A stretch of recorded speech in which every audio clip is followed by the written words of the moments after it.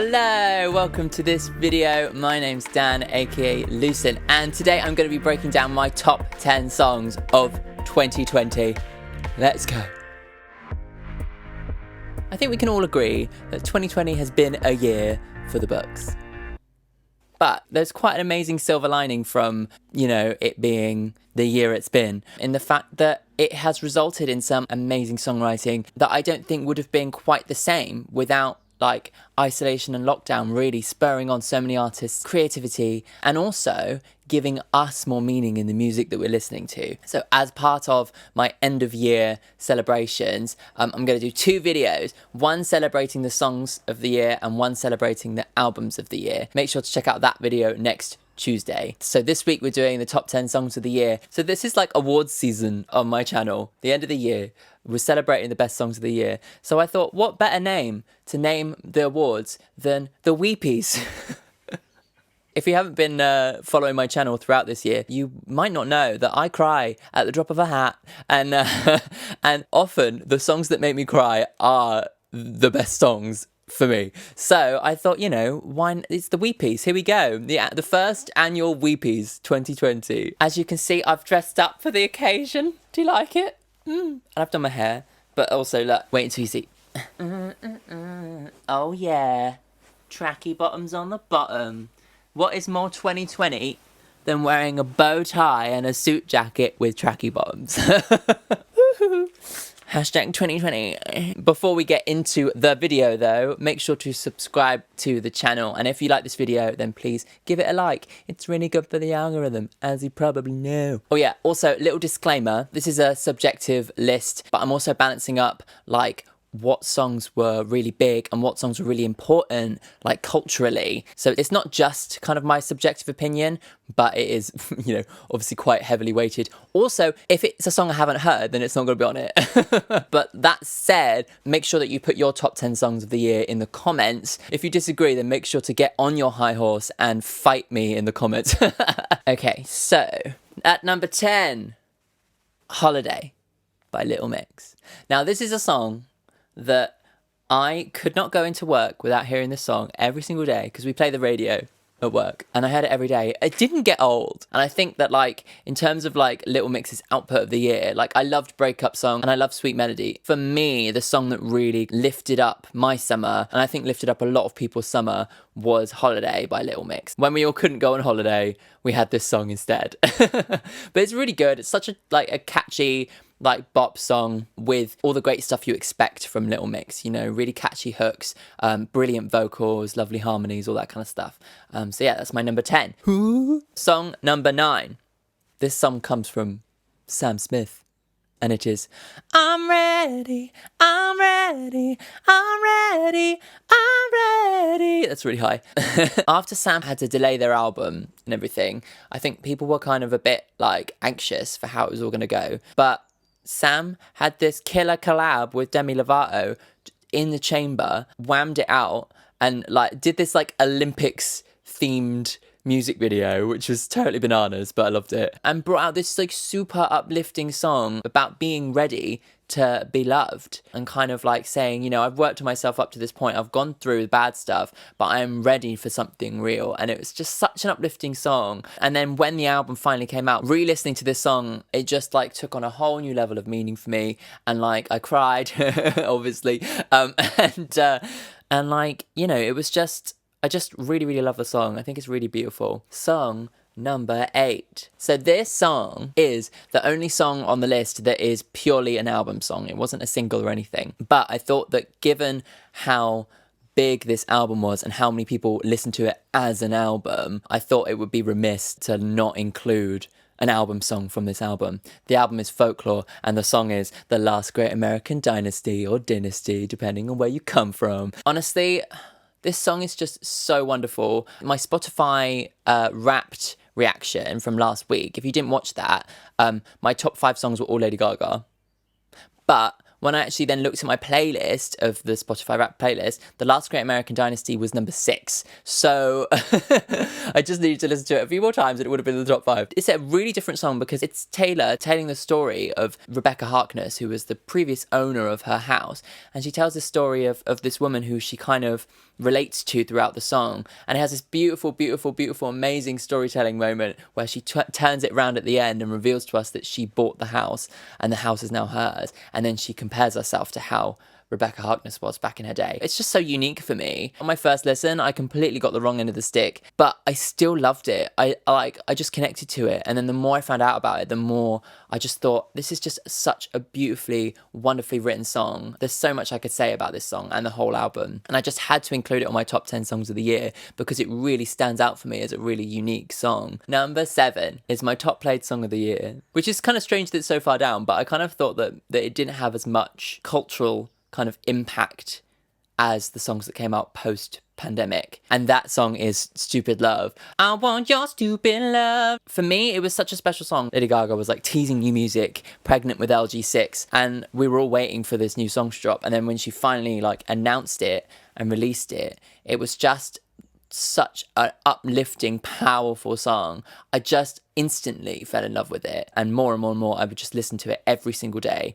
And then when the pandemic hit, like it was literally a few weeks later, it was like it's such an escapism song for me. I'd like go out running on my daily exercise. In Britain, when we went into lockdown, the government told us we were allowed one daily form of exercise where we could leave the house. And mine was going for a run because I live near the beach. Every single day I would belt it to this song. I would run as fast as I possibly could whilst this song was playing because it just lifted my spirits and really kind of buoyed me up in a time that was so difficult. You know, I couldn't see any of my friends. I couldn't work because I work in hospitality. Thankfully, like, I've been living at home with my family, but as an adult, I'm not like built to spend that much time with my family. And we were going absolutely nuts at each other, trapped in the house together. And this song was a moment where I could just forget about all of that. I could put it on, just focus on the song and just run. It's like that simple pleasure of just losing yourself in it. So it became such a special song and I listen to it every single day. The reason it isn't higher, I think, is because it didn't necessarily have as much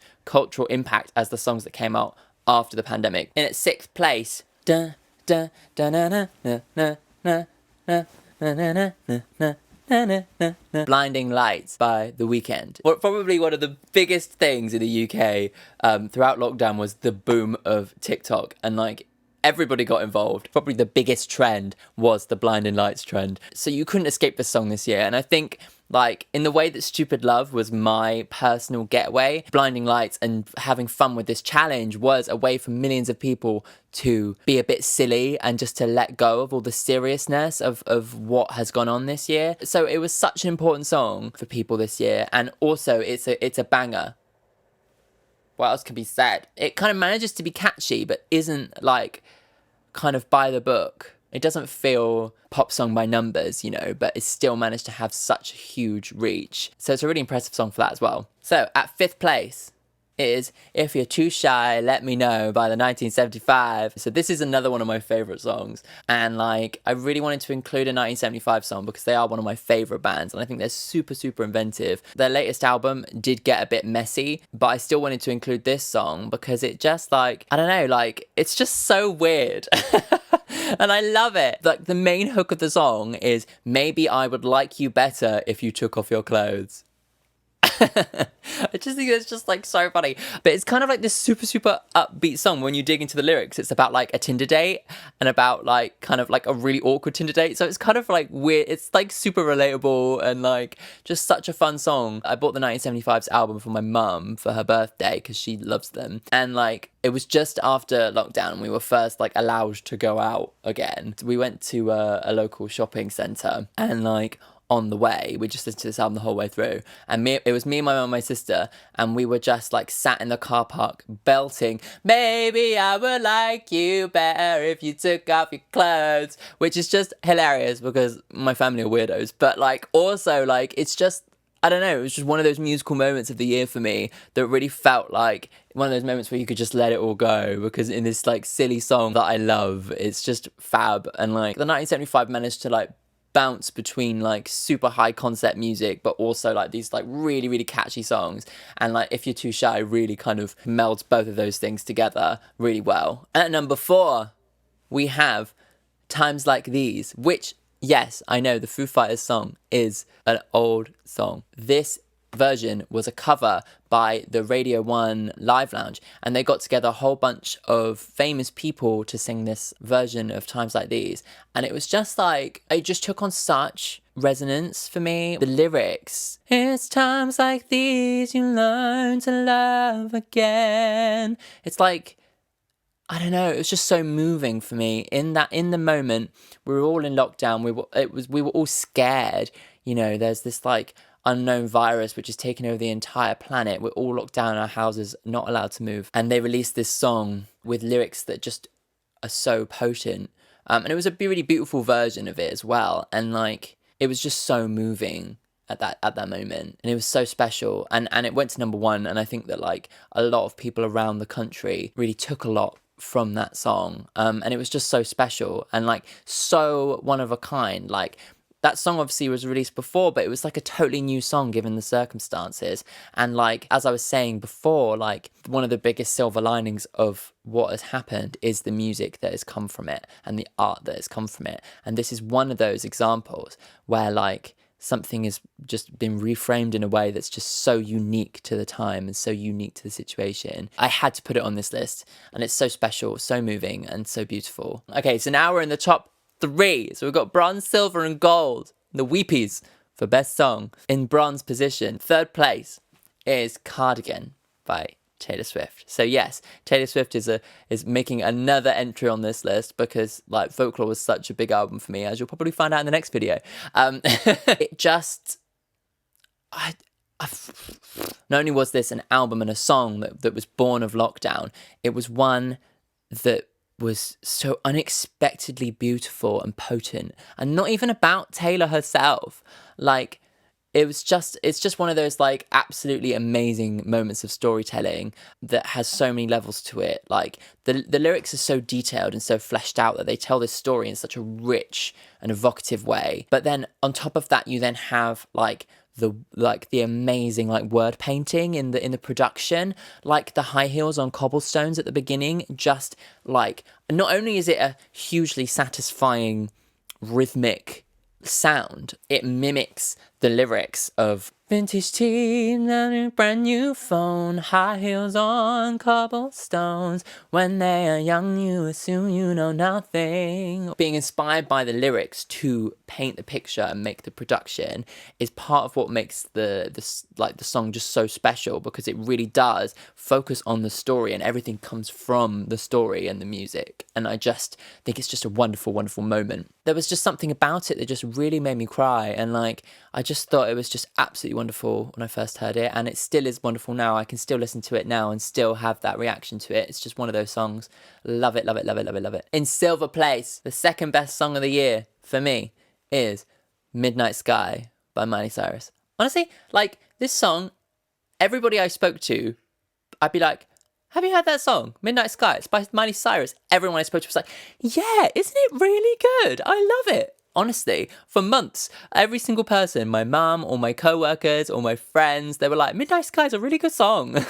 And like, it's just one of those songs that was just so pervasive. It's just like pure and simple, just a really, really good song. And one of those songs that I've listened to a lot. Like, not only did I listen to it on my own playlists and things, I heard it a lot on the radio too. And yet it still didn't get old. And then it also led me on to discovering Miley Cyrus's album Plastic Hearts, which I absolutely loved. And then there was the remix, the Edge of 17 remix, which is weirdly brilliant. And I don't know how that managed to line up so well. That was really, really cool. And it was surprising because like Miley Cyrus, I don't think she quite left the bangers era behind in terms of like the public. But like this song for me signaled like that she can find success in a song. It does really, really well in the charts by using like honest, like good songwriting, and not by using kind of like headline grabbing moments at the VMAs and things like that. So like just a brilliant song in general, and is my second favourite song of the year. But that gets us up to number 1. Drum roll please. In gold position, the best song of the year 2020 is I Didn't Ask for a Free Ride. Who else could it be but Lady Gaga? It's Rain on Me. Lady Gaga and Ariana Grande, the collab of the year. Like, such a moment in terms of like two pop titans coming together. in such a brilliant way. But like, the reason I've put it as the best, I think, is because it works as both a 2020 beautiful song, but also one of my absolute favorites of the year too. It was such a moment. The music video released, everybody went crazy. Oh my God, it's just so good. The first time I watched the video, I was like, I didn't do a reaction. I should have done a reaction. It was just like, oh my God, like, I think I watched it 3 times in a row. Oh my God, it was amazing. The song's amazing. The video's amazing. But most of all, the message is, I think, the most perfect message for 2020. And that is because it doesn't encourage you to ignore the darkness and ignore the pain. It actually tells us to face it head on and to let the rain come, to let it come down and let the tears fall. And I think that that's such an important message, because it did happen. We did go through a really hard year, but there are so many positives. Like, music is just one of the silver linings that we could take from this situation. I think a lot of us have become more introspective, have discovered ourselves. And I think personally, I will come out of 2020 a better person, a more well-rounded person. And this song really epitomizes. It's not a song that says, you know, bury your head in the sand and avoid your problems and pretend like it never happened. It's a song that says sometimes it's out of your control, but the thing that is under your control is how you react to it.